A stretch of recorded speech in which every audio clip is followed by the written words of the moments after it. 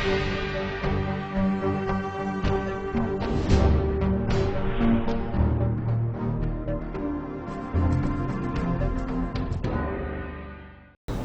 Vindhya times में आपका स्वागत है और आपके साथ मैं आशुतोष तिवारी। वैसे तो देश और दुनिया के लिए कोरोना संक्रमण का काल भारी रहा, लेकिन इन दिनों रीवा में कोरोना पुलिस विभाग के लिए भारी हो रहा है। बीते दिन आईजी ऑफिस में कैंप लगाकर कोरोना जांच कराया गया था, तो वहीं आज रीवा पुलिस अधीक्षक कार्यालय में भी कैंप लगाकर कोरोना का टेस्ट कराया गया, जहां 8 कोरोना संक्रमित मरीज पाए गए। संक्रमित मरीज एसपी ऑफिस के कर्मचारी हैं। नियमों के अनुसार नायब तहसीलदार यतीश शुक्ला रीवा पुलिस अधीक्षक कार्यालय को सैनिटाइज करवा चुके हैं। रीवा एसपी इससे पहले ही कोरोना से ग्रसित हो चुके हैं। उन्होंने पहले ही फेसबुक में यह जानकारी साझा की थी, लेकिन उसके बाद एक एक करके जिस तरह से पुलिसकर्मी कोरोना वायरस की जद में आ रहे हैं, शहर की कानून व्यवस्था पर भी इसका असर पड़ सकता है। दरअसल ये वही पुलिसकर्मी हैं जिन पर कोरोना काल में व्यवस्थाओं को कायम कराने की जिम्मेदारी रहती है। इसके अलावा शहर के इंडियन कॉफ़ी हाउस में भी 2 कोरोना संक्रमित मरीज पाए गए हैं। मरीजों के पाए जाने के बाद इंडियन कॉफ़ी हाउस को बंद करवा दिया गया है। आज नगर पालिका निगम क्षेत्र रीवा में सुबह लैब से हमें 9 कोरोना पॉजिटिव पेशेंट्स की जानकारी मिली थी, जिसमें से 2 पेशेंट हमारे कॉफ़ी हाउस से संबंधित थे, इंडियन कॉफ़ी हाउस से। उनकी ट्रेसिंग करके कॉफ़ी हाउस अभी सुरक्षा के दृष्टि से 48 घंटे के लिए बंद कर दिया गया है। बाकी स्टाफ की भी जांच कराई जाएगी। किट से आज कैंप लगा हुआ था यहाँ पर एसपी ऑफिस में। एसपी ऑफिस में भी लगभग 8 लोगों के पॉजिटिव होने की जानकारी हमें प्राप्त हुई है। सैनिटाइज कराया जा रहा है और निरंतर जाँच अभी किट से जारी है। कमिश्नर कार्यालय में जांच अभी चल रही है, वहाँ पर निरंतर किट से जांच चल रही है। अभी यहाँ से जांच देखते हैं। बीते दिन रीवा जिले के युवा पत्रकार ईटीवी के संवाददाता विनय सिंह का करंट की चपेट में आने से आकस्मिक निधन हो गया था। आज शहर के विवेकानंद पार्क में युवा पत्रकार स्वर्गीय विनय सिंह की श्रद्धांजलि सभा रखी गई। इस दौरान सभी साथी पत्रकार के द्वारा श्रद्धांजलि अर्पित कर विनय को याद किया गया। विनय बेहद मिलनसार, हंसमुख व्यक्ति थे। माखनलाल चतुर्वेदी राष्ट्रीय पत्रकारिता विश्वविद्यालय भोपाल से स्नातक की डिग्री प्राप्त करने के बाद विनय सिंह पत्रकारिता के क्षेत्र में विगत 17 वर्षों से सक्रिय रहे। युवा पत्रकार Vinay Singh Doordarshan, DD news, Times Now, ETV news सहित अन्य प्रतिष्ठित चैनलों में सेवाएं दे चुके हैं। विनय बेहद सरल स्वभाव के थे। उनका सरल स्वभाव उनकी पहचान थी। युवा पत्रकार विनय सिंह के निधन से रीवा में पत्रकारिता से ताल्लुक रखने वाले लोगों को गहरा झटका लगा है। भारतीय जनता पार्टी इन दिनों प्रधानमंत्री नरेंद्र मोदी के जन्म सप्ताह को सेवा सप्ताह के साथ साथ मुख्यमंत्री शिवराज सिंह चौहान की अगुवाई में इस सप्ताह को गरीब कल्याण सप्ताह के रूप में मना रही है। इसके तहत मुख्यमंत्री अन्नपूर्णा योजना अंतर्गत अन्नपूर्णा उत्सव कार्यक्रम में 37 लाख नवीन लाभार्थियों को राशन वितरित किया गया है। इसी क्रम में रीवा जिले में भी 1,08,000 हितग्राहियों को इस योजना से लाभान्वित करने के लिए रीवा शहर के कृष्णा राज कपूर ऑडिटोरियम में पूर्व मंत्री राजेंद्र शुक्ल के मुख्य आतिथ्य में कार्यक्रम संपन्न हुआ।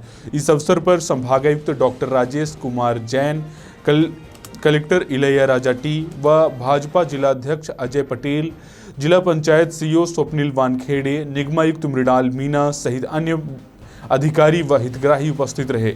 साथ ही कार्यक्रम में पात्र हितग्राहियों को भी पात्रता पर्ची वितरित किया गया।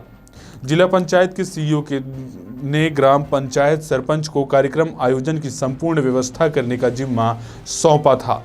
खैरा बस्ती जमीन मामले को लेकर अखिल भारतीय ब्राह्मण समाज के राष्ट्रीय अध्यक्ष पंडित संजय त्रिपाठी के द्वारा आज अपने निज निवास में पडरा में पत्रकार वार्ता का आयोजन किया गया, जिसमें रीवा शहर के समस्त पत्रकार बंधुओं के सामने उन्होंने अपनी बात रखते हुए बताया कि कोरोना काल में खैरा बस्ती जमीन पर कुछ लोगों के द्वारा अतिक्रमण कर घर बनाया गया था। इसके बावजूद उन्हें विस्थापित करने के लिए मेरी ओर से नहीं कहा गया। रीवा कलेक्टर महोदय से मिलकर मैंने निवेदन किया है कि मेरे मौलिक अधिकारों की रक्षा करते हुए इस प्रकरण का स्थायी समाधान करते हुए विवादित भू क्षेत्र में बने गरीब हरिजन आदिवासियों के आवासों को दान पत्र के माध्यम से नामांतरित कर दिया जाए, अर्थात वो उस जमीन को दान करने के लिए तैयार हैं। इसके अलावा जिसने भी इस भूखंड में अपना घर बना लिया है उन्हें भी पंजीकृत विक्रय पत्र के द्वारा नामांतरित करा दिया जाए।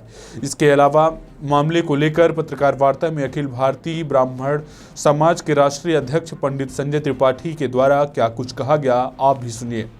जानकारी के लिए 20 साल जो पुराना हमारा विवाद, ये खैरा भूमि का अतिक्रमण का जो चल रहा था, उसका मैं आज पटाक्षेप करना चाहता हूं। और शासन के सहयोग से कल मेरी मुलाकात माननीय कलेक्टर साहब से हुई थी। उन्होंने एसडीएम हुजूर को दिया है कि पूरा प्रारूप बना दे। जो गरीब, जो हरिजन आदिवासी हमारे भाई रहते हैं, गरीब हैं, वो गरीबी रेखा में हैं, उनको शासन पट्टा दे दे। हम इसके लिए कलेक्टर साहब से मिले थे। जो पक्के घर बना लिया है जिन्होंने, उनको भी मैं विस्थापित नहीं करना चाहता हूँ, वो भी अपना रजिस्ट्री करा लें और शेष जो खाली पड़ी भूमि वो छोड़ दें। तो ये जो भी गरीब हैं उनको पट्टा, मैं कल मिला कलेक्टर साहब से, मैंने निवेदन किया और उन्होंने हमारी बात को माना और पूरा प्रारूप बनाइए और उस तरीके से हम बांट देते। तो मुझे कोई झगड़ा, मैं पहले भी यही चाहता था, लेकिन कुछ नेताओं द्वारा लगातार हमारे खिलाफ शिकायत ये सब, लेकिन हमारी किसी की मंशा घर गिराने की नहीं, ना गरीब हरिजन आदिवासी को कहीं उजाड़ने की है। वो अपना कलेक्टर साहब उनको पट्टा दे दें, उसकी जांच करा लें और मैंने उन्हीं के ऊपर छोड़ दिया है। आप ही करो, आप ही जिस हिसाब से डिसाइड करो। अगर खाली ज़मीन निकलती है तो ठीक है, नहीं निकलती तो ठीक है, लेकिन आप सब कर लो। ये हमको इस विवाद से और जो है इतना ज़्यादा जो हमारा सिरदर्द है ये, इससे आप जो है, तो उन्होंने आश्वासन दिया कि हम करेंगे, पूरा प्रारूप तैयार करके आगे काम करेंगे। यही आपने पहले ली थी? हाँ, 20 साल पहले हमने मरानी साहब से खरीदी थी और बाकायदे रजिस्ट्री है उसकी, हर चीज़।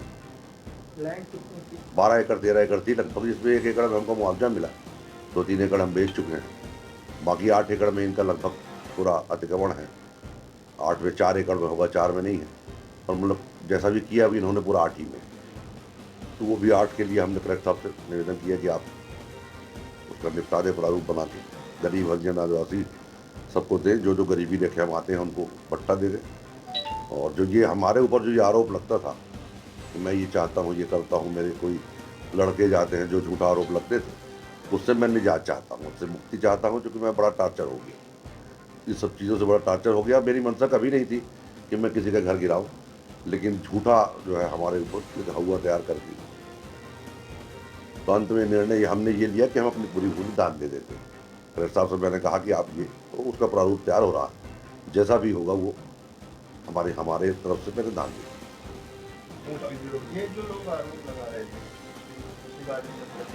रीवा में इन दिनों आपराधिक घटनाक्रम में बढ़ोतरी देखी जा रही है। शहर के अस्पताल चौक में आज उस समय हड़कंप मच गया जब एक युवक तलवार लेकर सामने खड़े युवक पर हमला कर दिया। इस घटना में एक महिला की गंभीर रूप से घायल हुई है, जिसे उपचार के लिए बिछिया अस्पताल में भर्ती कराया गया है। घटना के संबंध में बताया जा रहा है कि आपसी विवाद को लेकर आरोपी ने अपने घर से तलवार से अनीस के ऊपर हमला कर दिया। हमले में अनीस गंभीर रूप से घायल हो गए। वहीं पास में ही सब्जी लगाने वाली एक महिला काजल गुप्ता के भी सर में चोटें आई है। घटना की जानकारी मिलने पर अमैया पुलिस मौके पर पहुंची और घायलों को उपचार के लिए अस्पताल ले गई। वहीं आरोपी मौके से फरार बताया जा रहा है। मैं बाहर आया तो उधर से तलवार लेके आ गया, है ना, मारने लगा तलवार। हमने बचाओ हाथ लगाया तो उसका भाई भी आ गया, मिसेज भी आ गई। घायल इसमें 3 जन हुए हैं। मैं हूँ और हाथ पे जो वो फल लगाती है लेडीज, एक वे है, एक उसका छोटा भाई, उसका थोड़ा ही लगा है, भाग दिया था। अरे वो पुरानी दूसरे के रंजिश में, वो नशे के में, है ना, पैसा दो, ये है वो है। हमारा विवाद कुछ नहीं है, बस धमकी भी देता है, नशा कराओ, पैसा दो। थाना में रिपोर्ट दर्ज कराई, मैं कराया, मेरा दोस्त कराया, कल भी कराया, उससे कोई कार्रवाई हुई नहीं, अभी नहीं पकड़ा। पुलिस के सामने से निकल गया, पुलिस खड़ी थी, वो तलवार हाथ में लिया था, है ना। पुलिस बोल रही है मैया जाओ, पकड़ नहीं रहे हैं। रीवा जिले के सिरमौर विधानसभा क्षेत्र अंतर्गत केवटी गांव का ऐतिहासिक महत्व बेहद शानदार है। क्योंकि किला हेरिटेज के रूप में तो वहीं जलप्रपात पर्यटकों के आकर्षण का केंद्र है, लेकिन विगत दिनों वहां पर हो रही घटनाओं से स्थानीय लोग सुरक्षा की मांग कर रहे हैं। इन मांगों को ध्यान में रखते हुए मध्य प्रदेश कांग्रेस कमेटी के कार्यकारिणी सदस्य गिरिजेश कुमार पांडे के द्वारा रीवा कलेक्ट्रेट में ज्ञापन सौंपा गया और ज्ञापन के माध्यम से जलप्रपात में सुरक्षा के लिए हॉटस्पॉट चिन्हित कर बैरिकेडिंग करने की मांग की गई। इसके साथ ही क्योंकि मार्ग के खस्ता हाल को सुधार करने की मांग की गई और ज्ञापन के माध्यम से पुलिस व्यवस्था के लिए पुलिस चौकी की स्थापना की मांग भी की गई है। 13 सितंबर को केवटी जलप्रपात में 6 पर्यटकों की जो टूरिस्टर आए थे उनकी नदी में डूबने से मृत्यु हुई। उसके पहले भी केवटी में इस तरह की बहुत सारी घटनाएं हो चुकी हैं।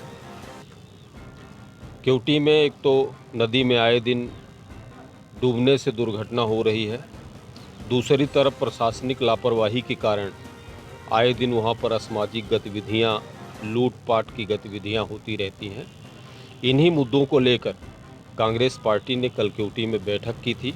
बैठक में विचार करने के उपरांत जिला कलेक्टर, जिला प्रशासन को ज्ञापन देने का निर्णय लिया गया था और इसी कड़ी में आज हम लोगों ने सोशल डिस्टेंसिंग का पालन करते हुए प्रतिनिधिमंडल के साथ आके कलेक्टर महोदय को ज्ञापन दिया है। कलेक्टर महोदय को हमने मांग किया है कि जो भी केवटी नदी में हॉट स्पॉट हैं वो डेथ स्पॉट के रूप में तब्दील हो चुके हैं। उनको चिन्हित किया जाए हॉट स्पॉट को, उनकी बैरिकेडिंग किया जाए, चेतावनी बोर्ड लगाए जाएं, वहां पर अतिरिक्त पुलिस बल की स्थापना अस्थायी रूप से की जाए तथा वहां पर एक चौकी की स्थापना की मांग हम लोगों ने की है। हम लोगों ने ये भी मांग की है, केवटी हमारा प्राचीन पुरातात्विक स्थल है, जलप्रपात है, वहाँ पर टूरिस्टर की संख्या है, टूरिस्टर ज़्यादा संख्या में टूरिस्टर आते हैं। ऐसी स्थिति में केवटी पूरी तरह से जिला मुख्यालय से कटा हुआ है। केवटी से बैकुंठपुर मार्ग की हालत अत्यधिक जीर्णशीर्ण है। यहाँ तक कि वहाँ के गांवों का आवागमन और वहाँ के बीमार व्यक्तियों के आने में काफ़ी परेशानी होती है। केवटी से बैकुंठपुर और केवटी से सिरमौर की सड़क का सुधार तत्काल कराया जाए।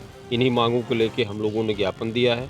ज्ञापन में मांग किया है 15 दिवस के अंदर यदि हमारी मांगें पूरी नहीं होती हैं तो हम कांग्रेस के वरिष्ठ नेताओं के साथ विचार विमर्श करके जनमानस को साथ में लेके आंदोलन करेंगे, जिसकी जिम्मेदारी प्रशासन की। देश की आज़ादी के इतने वर्षों के बाद भी कई ऐसे गांव हैं जहां की आबादी आज भी अपने आप को पिछड़ा महसूस कर रही है, जहां विकास के नाम पर कहीं भी कुछ नहीं है। लगभग 8000 की आबादी का जवा जनपद के ग्राम पंचायत कोनी कला गांव 3 टोलों में बटा हुआ है, जिसमें कोनी, तलरी और पोखरी है।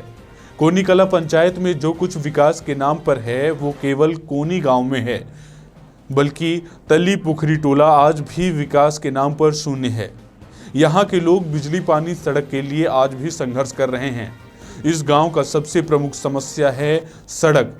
कोनी पंचायत के तलरी व पोखरी टोला में अगर कोई बीमार हो जाए तो खाट से ले जाना पड़ता है।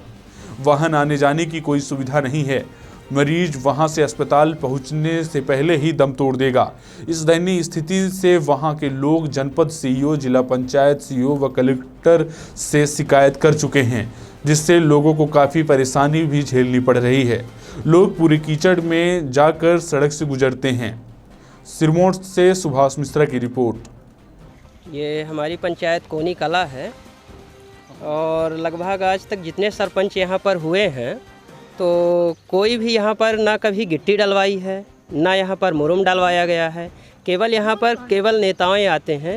दिव्यराज जी भी पिछली बार आए थे, अभी जब चुनाव हुआ था, जनार्दन मिश्रा जी भी आए थे। सब लोगों ने केवल एक वादा करके गए थे कि यहाँ से आप लोग हमको भाजपा जनता पार्टी को आप जिताइए और यहाँ हम रोड और नल की व्यवस्था करेंगे। लेकिन ना यहाँ पर अधिक से अधिक पानी की व्यवस्था है। रोड तो बिल्कुल आप देख ही रहे हैं कैसी है। तो केवल वादा ही ये लोग करते आए रहे हैं और सरपंच भी जो है यहाँ पर कभी देखने नहीं आते हैं कि यहाँ की रोडें कैसी हैं। मुख्य तौर पर सड़क की समस्या तो मुख्य तौर पर है ही। यहाँ से कोनी पंचायत लगती है और यहाँ पर आपके देवखर पंचायत लगती है। दोनों सरपंच जो है आज तक हमने RTI भी लगा चुकी है। इसमें 4 महीने पहले दोनों पंचायतों में RTI लगा चुके हैं, लेकिन कभी कोई जवाब उसमें नहीं दिया गया है। हमने रीवा तक के CO साहब को दे चुका है, लेकिन उसका भी कोई अभी तक जवाब नहीं मिला है हमको। एक अस्पताल की व्यवस्था की गई है कोनी पंचायत में, अस्पताल तो बनी है, बहुत दिन से बनी है हमारे सूत में, मतलब 10 साल लगभग हो गए होंगे, लेकिन उसमें कभी डॉक्टर नहीं बैठे हैं। उसमें डॉक्टर जब भी कभी आते हैं, गरीब वहाँ पर जाते हैं, वहाँ पर केवल पैसा मांगते हैं। कभी कोई बीमार होता है तो कभी घर देखने नहीं आते हैं। वहाँ जाओ तो डॉक्टर रहते ही नहीं, बोलते हैं आज छुट्टी पे हैं। और उनको इस तरह से तकलीफ़ होती रहती है, क्योंकि यहाँ से अस्पताल जो है तो 4 किलोमीटर दूर है। आए दिन ये समस्या बनी रहती है और रोड के कारण जो है तो एम्बुलेंस यहाँ भी कभी आती नहीं है कभी। कोनी से 4 किलोमीटर इधर भी है और 3 किलोमीटर आपके देवखर पंचायत में मुख्य मार्ग है, वहाँ तक आपको या तो खटिया से या तो ऐसे आप जा सकते हैं मोटरसाइकिल वगैरह से, बाकी आप कोई व्यवस्था नहीं है। जहां प्रदेश सरकार पंचायतों को विकास कार्य के लिए करोड़ों रुपए दे रही है ताकि प्रदेश में विकास हो सके, पर शायद प्रदेश के मुखिया ये नहीं जानते कि पंचायतों में हो रहे कार्यों में केवल ऊपर से लेकर नीचे तक कमीशन खोरी चल रही है। अगर कोई नागरिक या ग्रामीण पंचायत कर्मियों के खिलाफ जाए तो खुलकर पंचायत कर्मी धमकी देते नजर आते हैं और सत्य को जनपद पंचायत की मिलीभगत से दबा दिया जाता है। यह आज का प्रजातंत्र है जो केवल भ्रष्टाचार से ही चलता है, पर जिले में बैठे अधिकारी नज़ारा देखते दिखते हैं। मामला जनपद पंचायत बूढ़ार के ग्राम पंचायत मझौली का है। यह कैसा प्रजातंत्र जहां भ्रष्टाचार की शिकायत जिले के से लेकर जनपद तक की गई, यहां तक कि फरियादी ने आरटीआई के तहत पंचायत से जानकारियां मांगी, पर आज 2 महीने होने को हैं। जनपद बुढ़ार में आवेदक ने अपील भी की, लेकिन जनपद पंचायत बुढ़ार में बैठे अधिकारियों ने आवेदक को अभी तक आरटीआई के तहत जवाब नहीं दिया है। क्या यह शिकायत भी कमीशन की भेंट चढ़ जाएगी? शहडोल से पंकज राव की रिपोर्ट। किया गया है, मैंने कलेक्टर से लेकर के एसपी से मैं मुख्यमंत्री तक के लिए आवेदन किया हुआ हूँ, तो इस पे कार्रवाई क्यों नहीं हो रही मैडम? अब उसमें देखना पड़ेगा, देखिए है ना, हर एक बात के लिए थोड़ा सा डिटेल से समझना पड़ेगा, तभी उसमें कुछ कह पाएंगे। तो ये थी रीवा और विंध्य की प्रमुख खबरें। ऐसी ही तमाम खबरों के लिए आप रोजाना बने रहिए विंध्या टाइम्स के साथ। बहुत बहुत धन्यवाद।